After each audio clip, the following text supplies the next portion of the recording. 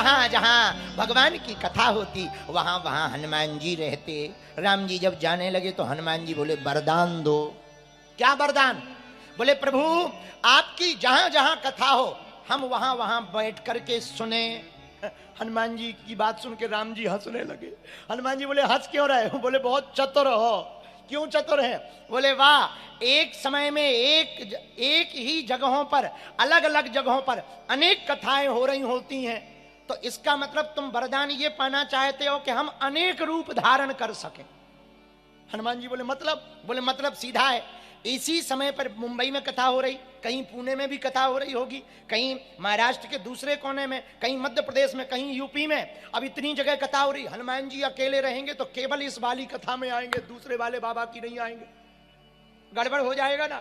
तो हनुमान जी क्या बोले? प्रभु जहां जहां कथा हो हम वहां वहां सुनने पहुंच जाएं। राम जी मुस्कुरा के बोले बहुत चतुर हो, बहुत रूप धारण करने का वरदान मांग रहे हो, फिर भी बहुत बढ़िया वरदान है, आशीर्वाद है, जहां जहां कथा होगी वहां तुम पहुंच जाओगे। अच्छा ये बात सही है क्या? पूर्णतया सत्य है। किसने प्रमाण देखा? तुलसीदास जी ने। कब देखा? आहा, तुलसीदास जी प्रातःकाल लोटा लेकर जब जाते थे तो पानी बचता था, वो एक पेड़ के ऊपर डाल देते थे। उस पेड़ में एक प्रेत रहता था।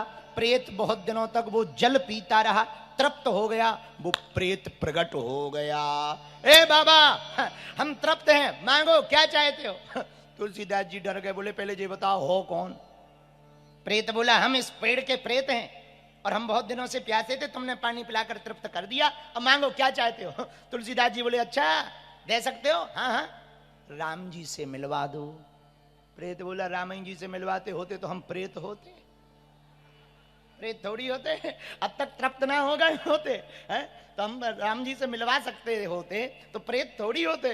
तो तुलसीदास जी बोले हमारे किसी काम के नहीं हो, हमें कौन सा तुमसे कोई काम करवाना है, हमारे किसी काम के नहीं हो, हमें तो राम जी से मिलने का पता बताओ।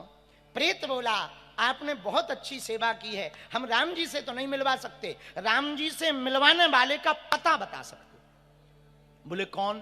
बोले हनुमान जी। तो तुलसीदास जी बोले तुम हनुमान जी के बारे में कैसे जानते हैं? बोले दुश्मन की लोकेशन का पता लगाए रखना चाहिए। आओ आओ आओ, अपनी मुकाबले वाले का पता लगाए रखना चाहिए, दुश्मन विपक्षी वाला कहाँ क्या कर रहा है ये पता रहना चाहिए। तो हनुमान जी, तो तुलसीदास जी बोले कि विपक्षी मतलब हनुमान जी? अरे बोले हम एक ही जन को तो हैं जिनको हम डरते हैं। बोले किसको? हनुमान जी को। बोले क्यों डरते? अरे बोले वाह, आपने भी तो लिखा हनुमान चालीसा में, भूत पिशाच महावीर जब, तो बोले हम उनका पता लगाए रखते कि वो कहां हैं।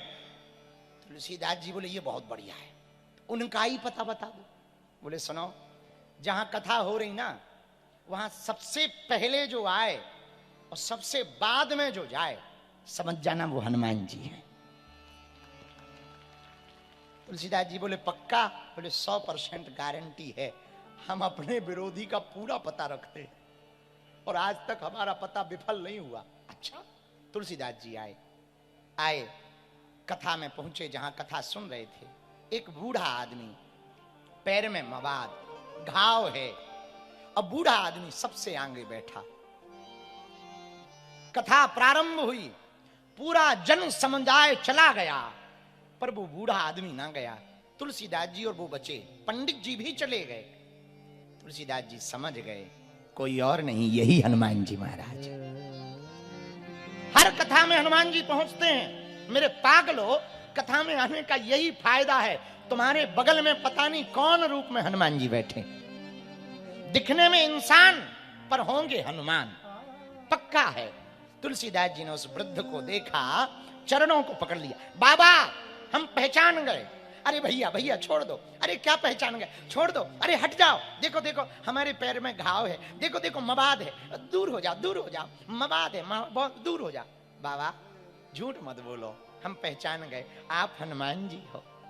जहां इतना कहा आंखों से आंसू बहने लगे तुलसीदास जी के। बाबा से भी नहीं रहा गया, बाबा भी असली रूप में बानर बनकर हनुमान जी बनकर प्रकट हुए।